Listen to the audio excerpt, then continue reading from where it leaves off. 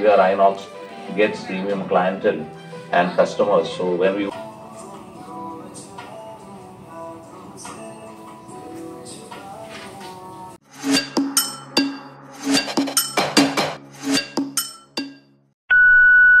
Hello guys, welcome back to my channel. আমি তোমাদের বন্ধু সুপর্ণা নিয়ে আসলাম আবার একটা নতুন ব্লগ। তা আজকে দেখো আমি বিকেলবেলায় বেরিয়ে পড়েছি। কোথায় যাচ্ছি বলো তো? আমি যাচ্ছি আজকে মুভি ডেটে। হ্যাঁ, আর তার আগেও আমি আর একটা জায়গায় যাব। সেটা কোথায়? সেটা হচ্ছে এই যে স্যালন এসেছিলাম। তো আমার আজকে হেয়ার ওয়াশ করার ছিল, তো ভাবলাম যে স্যালন থেকেই করিয়ে নিই। তো এখানে এসেছি, তো এখন এখানে হেয়ার ওয়াশ চলছে। এরা খুব যত্ন সহকারে করলো দেখলাম। ফার্স্ট টাইম আমি এই স্যালুনে এসেছিলাম। তো এখন দেখো হেয়ার ড্রায়ার দিয়ে ভালো করে ড্রাই করা হচ্ছে চুলটাকে, আর একটু চুলটাকে ভালোও লাগছে। আগের থেকে খুব রাফ লাগছিল। তো ওরা যেভাবে বললো সেভাবে একটু যত্ন করতে হবে। অ্যাকচুয়ালি এখন সামার সিজন এসে গেছে, তারপরেও এত ড্রাইনেস, মানে আমি বুঝতে পারছি না যে কি করব। তো ওরা কিছু টিপস দিয়ে দিল, আর এই যে আমার চুলটাকে এখন ভালো করে যাতে ড্রাই না হয় সেজন্য একটু স্প্রে করে দিল। তবে এরপরে আমার ফাইনাল লুক। তো তোমরাই বলো যে আমাকে কেমন লাগছে, আর আমার এই কালারও কেমন হয়েছে। মানে এটা আমার আগের কালার, এখনকার নয়। তো এখন হালকা হয়ে গেছে, ফেড হয়ে গেছে। তো কেমন লাগছে এই লুকটা অবশ্যই কমেন্ট করো।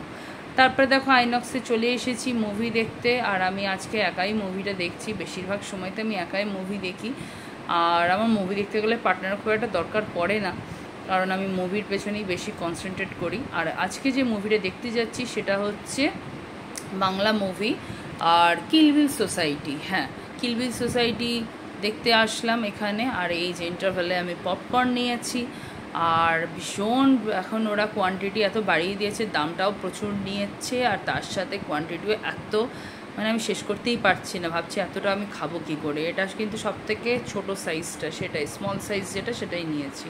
তো মুভিটা দেখলাম, মোটামুটি টাইম পাস হয়ে গেল মুভিটা। আর এখানে হলে খুব একটা ভিড়ও ছিল না। তো গাইজ কিল বিল সোসাইটিটা দেখলাম, আর বেশ মজার লাগলো মুভিটা। অ্যাকচুয়ালি ভেবেছিলাম বুঝি কিল বিল মানে খুন এই সেই জায়গায় হয়ে গেছে, কিল বিল সোসাইটির জায়গায় হয়ে গেছে এটা একটা লাভ স্টোরি। ভালোই লাগলো, আর সবই আছে, মজা আছে, দুঃখ আছে, সবই আছে। তো তোমরা যদি এরকম ধরনের একটা মুভি দেখতে চাও অবশ্যই দেখতে পারো, একবার ট্রাই করতেই পারো। আমার বেশ মজাই লাগলো, টাইম পাসও হয়ে গেল, আর বেশ একটু আলাদা ধরনের মুভি।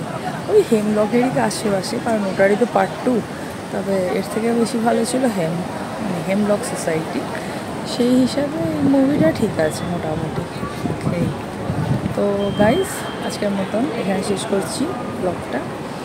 সো তোমরা মুভি দেখে কমেন্ট করো।